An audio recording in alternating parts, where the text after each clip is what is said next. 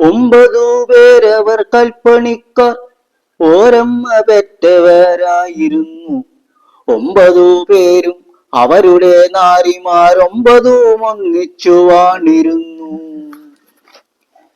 കല്ലുകൾ ചെത്തിപ്പടുക്കുമ കൈകൾക്ക് കല്ലിനേക്കാളുറപ്പായിരുന്നു.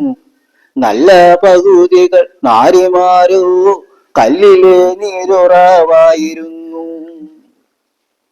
ഒരു കല്ലടുപ്പിലെത്തിയിലല്ലോ അവരുടെ കഞ്ഞി തിളച്ചിരുന്നു.